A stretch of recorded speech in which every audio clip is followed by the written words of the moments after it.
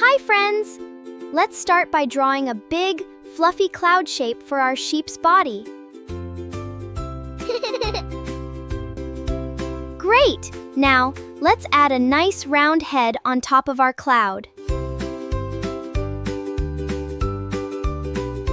Next, we draw 4 little legs so our sheep can stand up.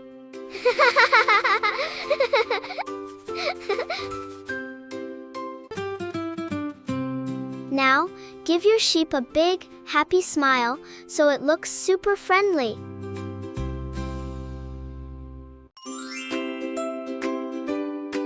This is the best part. Let's make our sheep extra fluffy with these cotton balls.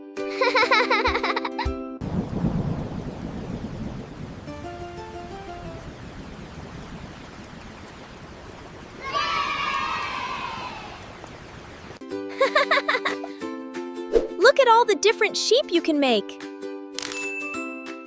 Which one will you create today?